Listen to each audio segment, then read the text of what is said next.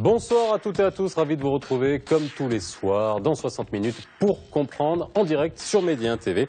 Nous sommes le jeudi, non, c'est le vendredi 2 octobre. Et 2 octobre, c'est une date qu'on connaît bien.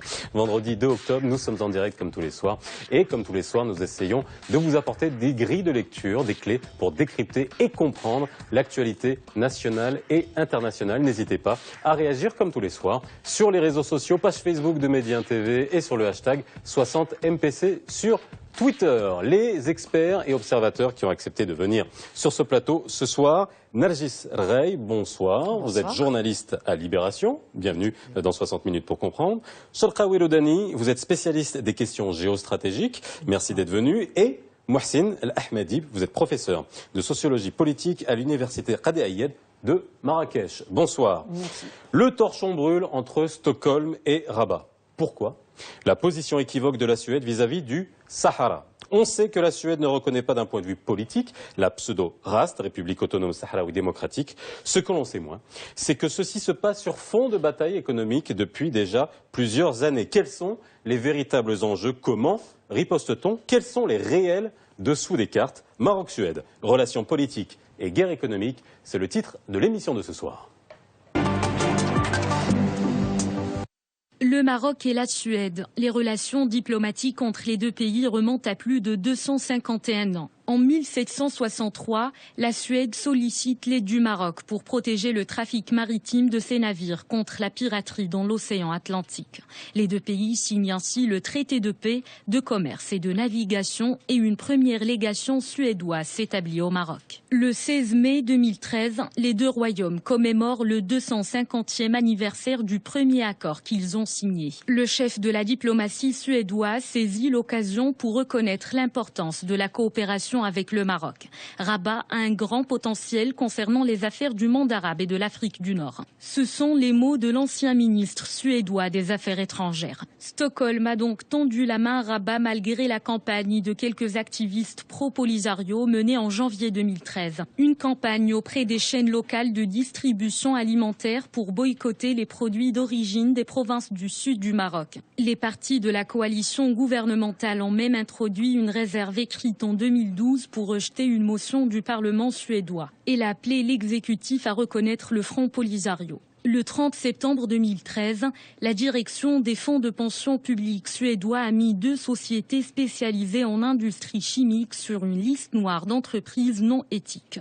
Pour cause, elle achète du phosphate extrait du Sahara marocain. Début septembre 2015, le Parti social-démocrate suédois des travailleurs, courant majoritaire au sein du gouvernement actuel, a déposé une proposition de loi afin de reconnaître le Polisario. Pour le Maroc, le projet de loi du gouvernement suédois peut avoir des conséquences incalculables sur la sécurité et la stabilité régionale. Cette proposition fait suite à une récente réception offerte par le Premier ministre suédois à une délégation du Polisario. De plus, les pressions de la société civile ont conduit le gouvernement de Suède à retirer les fonds étatiques des fonds investis dans une entreprise en raison de ses importations de phosphate en provenance du Sahara. Le Maroc hausse le ton, il se dirige vers l'adoption de mesures de réciprocité vers la Suède, des mesures de boycott économique. C'est ce qu'a fait savoir hier le ministre de la Communication, porte-parole du gouvernement Mustafa Al-Khalfi. Désormais, la Suède ne se contente plus de montrer un sentiment anti-Maroc, elle mène une guerre économique. Une campagne contre les produits originaires des provinces du Sud et les entreprises étrangères implantées dans cette partie du territoire national. Une violation des décisions de l'ONU qui reconnaît le Maroc comme autorité administrative du Sahara. Bien, alors, comme tous les soirs, on va essayer de comprendre, comme j'ai dit tout à l'heure, d'essayer de retourner les cartes pour essayer de comprendre les enjeux qui se cachent derrière tout ça. C'est vrai que ça zlatane en ce moment entre le Maroc et la Suède. Alors, Mohsen El Ahmadi, est-ce qu'on peut tout simplement, pourquoi cet intérêt pour la cause sahraoui de la part de la Suède? Alors, pour commencer, il faut dire que ce qui se passe actuellement, maintenant même, ne vient pas d'hier. Il ne date pas d'hier, oui, c'est ce qu'on a bien compris. 2002. Donc, on voit qu'il y a 5 étapes au moins pour montrer un peu l'escalation de la tension entre le Maroc et la Suède d'un côté, mais disons aussi le Maroc et les pays scandinaves, parce qu'il y a des choses qui bougent aussi de ce côté-ci qu'il faut vraiment avoir présent à l'esprit quand on analyse. Il faut faire une analyse d'ensemble. Mais c'est vrai, pourquoi? Parce que tout simplement, la Suède est un pays, on sait très bien, est l'un des pays à revenu disons, le revenu moyen national par habitant est le plus élevé. Ça veut dire là où il y a moins de chômage, ça veut dire où il y a un intérêt pour l'international parce que la vie politique domestique n'offre pas vraiment une envolée au niveau de la vue politique nationale.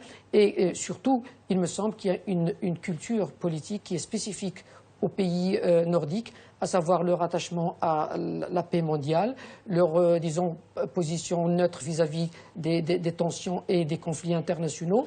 Mais aussi, il y a une culture chez les jeunes pour laquelle ils prêtent plus d'attention en termes d'autodétermination, de liberté, justement à la fois individuelle et collective. Tout ça fait qu'il y a un intérêt pour les zones de conflit. Parfois, ils n'ont pas l'information nécessaire pour développer un point de vue, disons, qui colle à l'histoire et qui colle aux événements et à la réalité des faits. Parfois, ils ont de bonnes analyses au niveau des mouvements de libération. Alors, notre cas d'aujourd'hui relève moins d'une occupation marocaine des provinces sahariennes que des territoires, justement, qui ont été intégrés dans la nation. Mais de l'autre côté, il y a disons une propagande du côté de la race, du côté aussi, il ne faut pas oublier... Ils sont très présents là-bas, on va y revenir. Ils sont au niveau présents. de la société civile, ce que je voudrais dire par là, c'est qu'il faut vraiment prêter attention à la société civile, aux associations, disons, non gouvernementales, et surtout un élan militant et activiste des associations qui font que ça pèse sur la politique étrangère suédoise. Et à partir de là, l'opinion publique, il peut pencher d'un côté comme de l'autre. Mais c'est pour ça qu'il faut que le Maroc ait prête attention. Et puis après, il faut qu'il ait une politique pour aller se rapprocher de la société civile suédoise et leur expliquer le bien fondé de la question nationale. Alors on y arrivera justement sur les manières qui peuvent être mises en œuvre. Si, Rodani. Moi, je pense qu'il y a un point qui est très important pour expliquer toute cette tentative de la part de la Suède pour essayer de faire en sorte... essayer d'avoir une vision dans la région du Maghreb. Vous savez, lors de la guerre, la Première Guerre mondiale, la Deuxième Guerre mondiale, il y avait ce qu'on appelle un axe. C'est l'axe de Genève, Stockholm, Oslo. C'était un axe qui y avait un confort diplomatique. C'est des pays qui étaient très connus dans leur neutralité, dans la perception des choses. Ils n'étaient pas des pays belligérants. Ceci dit que... Mais sinon, c'est étonnant, quand on connaît justement ce passé, cette tradition de neutralité des pays scandinaves, que la Suède soit dans cette position-là aujourd'hui. Tout à fait. C'est ça ce qui est décevant. Mais aussi, il y a une chose aussi très importante, c'est qu'après cette période où il y avait un confort diplomatique, une neutralité, le gouvernement suédois, donc le pays et l'État suédois, se retrouvaient dans un monde qui bouge, voilà, il y a dans de turbulences. Il cherchait une visibilité internationale. D'ailleurs, ce qui se passe avec le Maroc, ce n'est pas le premier pays qui a connu ce problème. Il y avait un autre cas avec l'Éthiopie, lorsque les Suédois, avec leurs services de secret, ont essayé par le biais de personnes, d'essayer de nuire à l'État éthiopien en essayant de mettre en place des mécanismes de relationnel secrets avec le Front National, si je me rappelle très bien, le Naganda. Ce qui fait qu'aujourd'hui, sincèrement, moi je ne suis pas surpris par cet acte ou cette façon de concevoir des Suédois vis-à-vis la question de l'intégrité territoriale du Maroc, sachant bien aussi que la Suède, il a pris des gifles depuis cette envie d'émerger comme une puissance diplomatique dans la région des pays scandinaves. C'était vraiment un besoin affirmé d'émerger sur le plan international? D'ailleurs, c'est ça, c'est le cas. Par exemple, aujourd'hui, on sait que la Suède souhaite briguer un siège au sein du Conseil de sécurité des Nations Unies en 2007. Et les candidats avec les Pays-Bas et avec l'Italie. Et aussi, il a pris une gifle en 2012 parce qu'il a échoué d'adhérer au Conseil des droits de l'homme à Genève. Donc, toutes ces questions-là, donc, la Suède cherche maintenant de se positionner dans la région du nord d'Afrique et en Afrique. Mais malheureusement, ce qu'on constate, que ce pays s'enlise dans une polarisation géopolitique internationale parce qu'il ne connaît pas, il ne maîtrise pas. D'ailleurs, c'est le problème des pays scandinaves. Il ne maîtrise pas cette relation entre le séparatisme, qui le lie de terrorisme, et la géopolitique qui est maintenant très évaluée avec cette montée flagrante, fulgurante. Alors, on parlera des justement groupes terroristes. des enjeux géopolitiques que pourrait avoir la Suède. Est-ce qu'il y en a déjà? Nergis Raray, pardon, par rapport à ce que vous avez entendu, vous êtes d'accord avec tout ce qui vient de se dire? Absolument, c'est d'autant plus vrai par rapport à la question du siège au sein du Conseil de sécurité. Il faut pas Conseil perdre de sécurité et Conseil des droits de l'homme. Absolument, il ne faut pas perdre de vue qu'aujourd'hui, la Suède est en campagne. Et elle est en train de faire campagne pour un siège au sein du Conseil de sécurité. Le pays veut rallier les voies arabes, des pays arabes, d'où la reconnaissance de l'État de Palestine. La Suède a été en pointe par rapport à la question de certains pays en Afrique aussi. Absolument. Et aujourd'hui, elle veut rallier les pays africains à travers la question de la reconnaissance de la République arabe sahraoui. Et je crois qu'il faudrait aussi noter ce parallélisme dangereux qui est opéré, quoi qu'en dise la ministre des Affaires étrangères suédoise aujourd'hui, ce parallélisme dangereux et qui montre un peu la myopie, la méconnaissance profonde de la Suède des questions géostratégiques, ce parallélisme fait entre la Palestine et la pseudo, un rétropédalage, mais dans les faits, c'est un rétropédalage, et ça je vais y revenir tout à l'heure au niveau du discours, mais dans les faits, je voudrais juste rappeler que le projet de loi relatif à la reconnaissance de la race a été un enjeu de campagne électorale en Suède. Hein. C'est une question de politique intérieure en Suède, c'est vous dire. Alors, qui a été proposé par les travaillistes déjà en 2012, quand ils étaient à l'opposition. Je vais vous faire réagir, on va essayer de comprendre aussi en interne comment ça se passe en Suède. Ce que gagne la Suède, ça c'est un tweet qu'on a reçu, ce que gagne la Suède par son image démocratique interne, elle le perd à cause de sa politique antidémocratique désastreuse externe. Bon, c'est un peu fort, mais est-ce que vous êtes d'accord avec ça? Je voudrais juste attirer l'attention par rapport à... C'est vrai que la Suède est un modèle de démocratie, champion de défense des droits humains, et je ne vois pas pourquoi la Suède ne porte pas ce regard attentif et éthique, comme elle le dit, sur le modèle marocain, sur l'option démocratique faite par le Maroc, et pourquoi elle ne porte pas ce même regard sur les violations à Tindouf, sur les aides humanitaires qui sont détournées à Tindouf. Et ça, ce n'est pas de la propagande marocaine, ça, ce sont des rapports du Parlement européen. Et donc, voilà, c'est cette myopie qui pose question. Et il est légitime pour l'opinion publique marocaine de se poser ces questions. Et d'autant que pour moi, et je vais en finir là, cette question, la question de la reconnaissance de la race, n'est pas importante dans le fond. Ce qui est important, c'est la guerre économique qui est derrière. On va y arriver. À quoi nous sert une reconnaissance si derrière, il y a un appel au boycott des marchandises, des produits, de l'économie marocaine? On y arrive. D'ailleurs, ça veut dire là que la Suède sort de sa culture de pacifisme, de neutralité, pour adopter une attitude hostile à l'égard d'un pays souverain, un pays qui a ses raisons aussi, et qui a ses raisons historiques, qui peut expliquer. C'est peut-être aussi, il faut voir de notre côté, si nous n'avons pas failli à notre mission de porter à la connaissance de l'opinion publique suédoise et même à l'État suédois qui a fait preuve d'ignorance de l'histoire de la région. Et c'est vrai qu'on ne peut pas monter une vision géostratégique et géopolitique quant à la région du nord d'Afrique et de l'Afrique si on ignore les réalités historiques.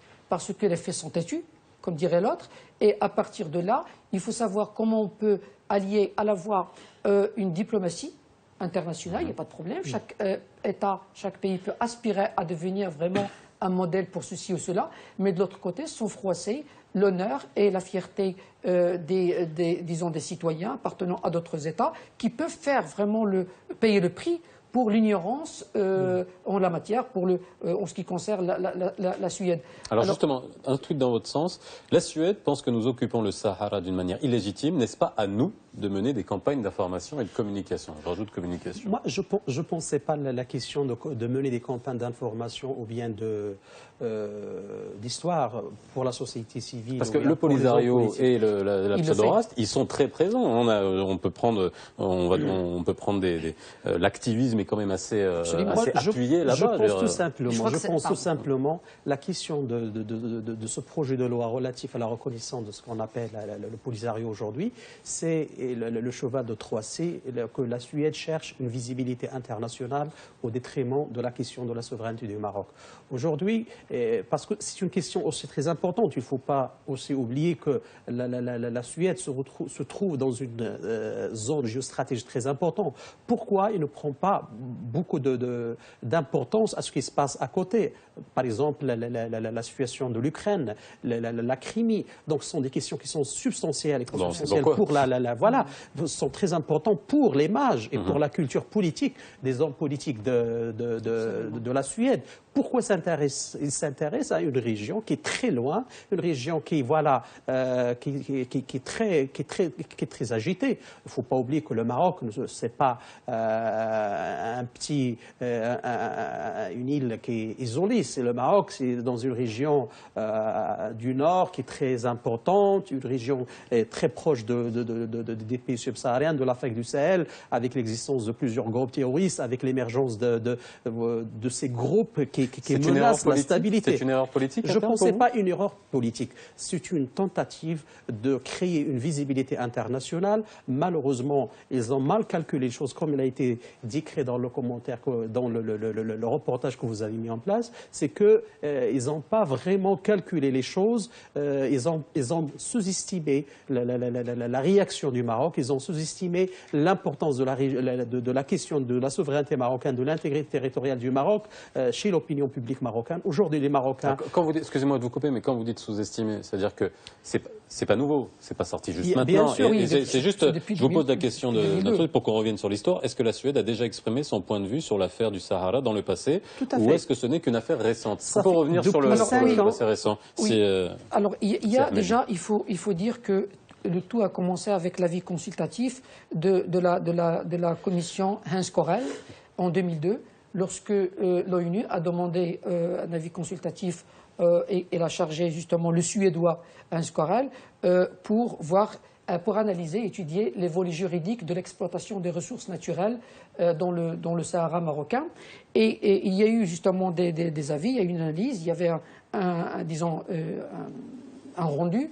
Et sur la base de ce rendu, le gouvernement suédois, déjà de l'époque, a adopté une politique hostile aux intérêts du Maroc sur son territoire dans les provinces sahariennes, en demandant et en sommant au Maroc d'arrêter l'exploitation de ressources naturelles, alors que le droit international et même les conclusions du rapport n'interdisaient pas pour le Maroc d'exploiter les ressources naturelles en faveur de la population, déjà locale, et en faveur d'un développement économique.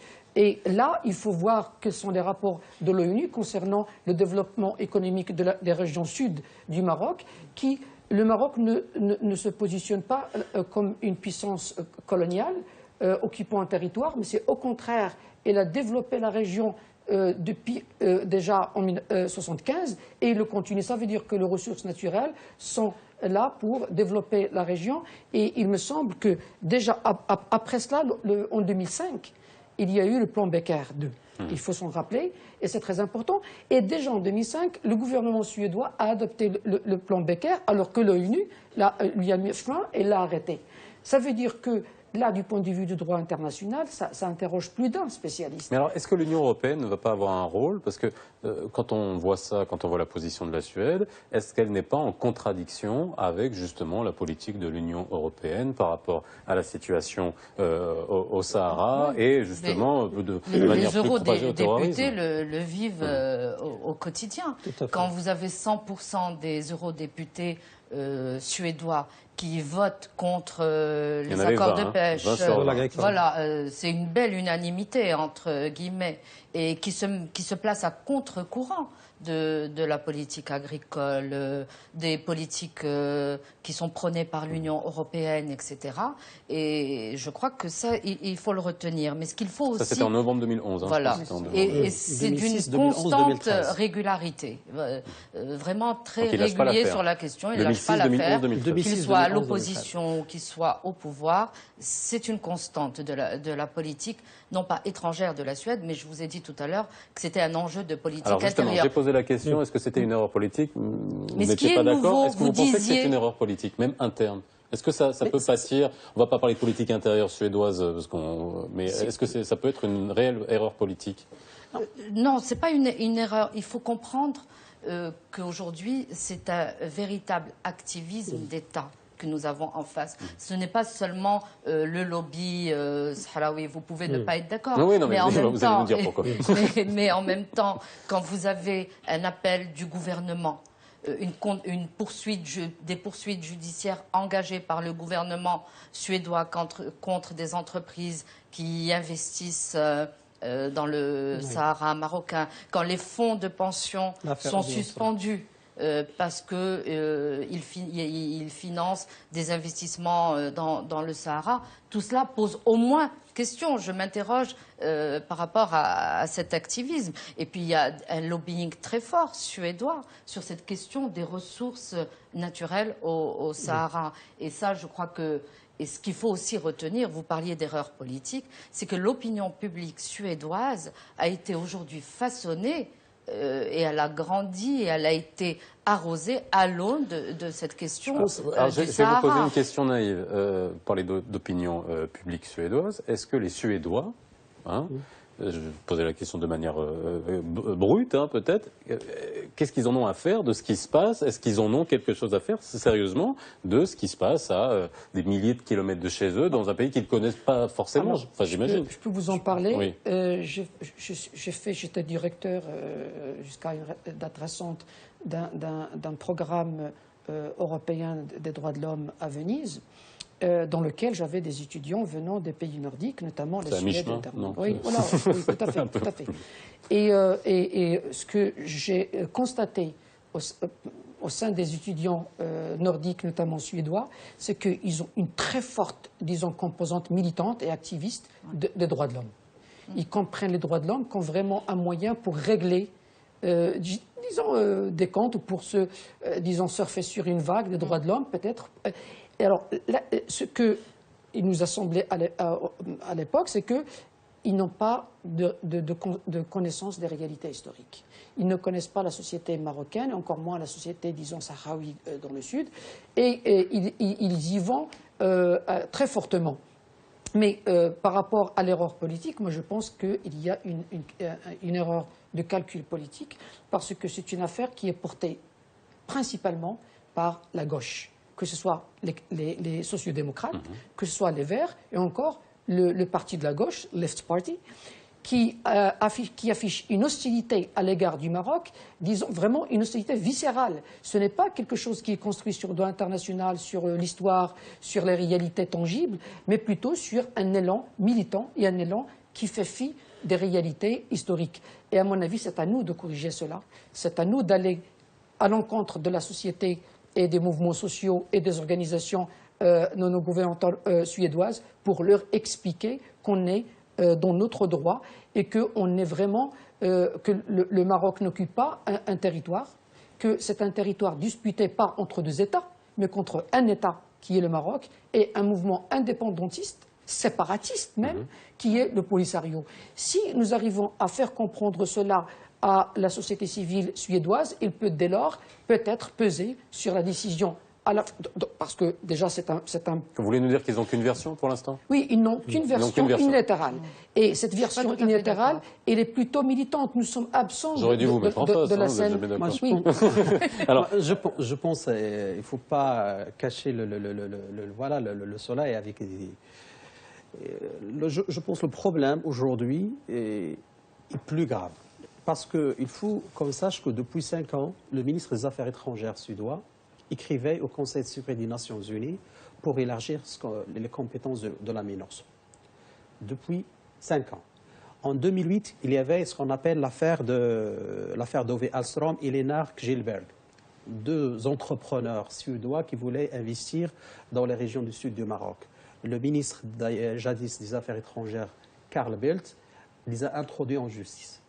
Donc, c'est-à-dire qu'il y avait cette intention de nuire à l'image du Maroc, de créer une dislocation. Expliquez-nous, parce que pour qu'on comprenne bien le nœud de l'histoire, l'affaire, donc deux investisseurs qui ont été traduits en justice, mais à quel titre, de quelle manière et il avait quelle vertu Voilà, ils avaient deux entreprises qui s'appellent Aldo et Nordic 4. Ces deux investisseurs suédois, donc ils étaient appelés par un investisseur marocain en 2008 pour investir ensemble dans le domaine de la pêche, au sud du Maroc. Le ministre Carl Bildt, il a fait tout un discours au Parlement pour dire qu'ils n'ont pas droit parce que pour des raisons d'éthique étatique, soi-disant. Donc, c'est-à-dire il y avait ce dévouement et cette perception de ce qui se passe aujourd'hui. Donc je pense qu'il ne faut pas qu'on essaye de rester dans la spéculation dans ce sujet. Donc il y avait une tentative, une façon de concevoir les choses comme elles sont aujourd'hui. La Suède n'est pas un pays ami au Maroc. La Suède a toujours été contre les intérêts du Maroc. Et on va revenir. D'ailleurs, on parle des fonds. Quand vous dites la Suède, l'État, le gouvernement, le Parlement, la société civile. Moi, je dis le Parlement, quand vous avez... Non, parce que les gens qui ont créé en 2012... en 2012, il y avait cette motion qui était maintenant transformée, métamorphosée en projet de loi relatif. En 2014, il y avait ces deux partis qui étaient dans l'opposition. Ils étaient contre le gouvernement, l'exécutif en 2012 et en 2013. Donc ils ont réussi de faire chuter cet exécutif. Aujourd'hui, ils sont dans le gouvernement. C'est-à-dire que c'est eux qui ont créé ce besoin. Et aujourd'hui, ils répondent, ils sont inardés par ce succès, et donc ils sont en train de... Alors, je veux juste essayer de comprendre avec toutes ces informations qu'on a, une affaire, bon, on peut comprendre, on peut se poser même la question d'un point de vue du droit international, même du droit constitutionnel. On ne va pas faire du droit constitutionnel suédois, en vertu de quelle loi on peut condamner ce type d'investisseur. Mais vous dites pays ennemi. Est-ce que c'est pas un peu trop... Non, pas un pays ennemi. Non, j'ai dit un pays qui n'est pas ami, c'est-à-dire aussi les intérêts suprêmes de l'État marocain. On est dans des actes hostiles à l'égard de notre relation. Tout à fait, bien sûr. Mais lorsque vous avez parmi les 7 plus grandes surfaces commerciales de la Suède refusent donc l'absorption ou bien l'achat. Alors on va revenir si vous parce qu'on va bientôt faire une pause. On va bientôt faire une pause. On va parler en détail des choses économiques. Je vais juste finir parce qu'après on reverra un reportage sur pour voir la situation commerciale entre les deux pays et justement cette guerre. On a parlé de guerre économique dans le titre. Est-ce que c'est vraiment une guerre? Est-ce que c'est une bataille? Est-ce que les ripostes sont-elles économiques? Juste pour finir sur le plan politique, d'après tout ce qu'on a dit ici. Et même par rapport à ce que vous nous dites, vous avez dit finalement c'est l'opinion publique qui a un grand poids. Donc je suis juste en train d'imaginer si demain l'opinion publique se retourne, on peut s'attendre à ce que c'est quoi? Vous me dites aujourd'hui que les ministres des Affaires étrangères ils vont voir les sondages, ils vont voir si les gens sont contre et puis ils vont. Mais tout à fait. N'oubliez pas que nous sommes dans une configuration démocratique du pouvoir. N'oublions pas que l'État suédois est un État démocratique, ça veut dire dont la décision elle est prise par rapport à plusieurs institutions, instances et par rapport à un processus décisionnel. Si on analyse le processus décisionnel, on peut voir qu'il y a des données que peut-être nous ne voulons pas voir directement et qui émanent vraiment de l'extérieur, du poids de la propagande du Polisario dans la société suédoise. Peut-être il y a autre chose d'ailleurs. Je n'exclus pas qu'il puisse y avoir de l'argent pour financer, disons, pendant les élections électorales, un parti ou un autre. Mais il ne faut pas oublier que c'est uniquement la gauche, et la gauche, disons radicale, quelque part radicale, que ce soit chez les Verts ou chez les sociodémocrates, qui est, disons, à l'avant-garde de cette hostilité. Mais ce n'est pas la société et l'État en tant que tel suédois, parce que là, on serait vraiment dans des proportions démesurées vis-à-vis des relations entre le Maroc et Moi, je voudrais juste m'interroger à partir de Rabat, à partir du Maroc, et dire qu'il ne s'agit pas aujourd'hui de réduire cette crise entre la Suède et le Maroc à la seule question de la reconnaissance. Et qu'il y a aujourd'hui, que c'est l'occasion aujourd'hui pour le Maroc, pour les pouvoirs publics, pour les forces vives, pour l'opinion publique marocaine, de connaître aussi l'autre versant, c'est-à-dire la guerre économique dont on va parler tout Alors, vous me à l'heure. faites une transition qui est parfaite. Embargo, on va faire une pause. boycott, etc. On va faire une pause et on va parler de la guerre commerciale. On verra aussi, est-ce qu'il y a beaucoup de questions dans ce sens-là? La manière, on a parlé de communication, on a parlé d'aller sur place et on a beaucoup de questions sur ce plan-là. On en parle juste après la pause.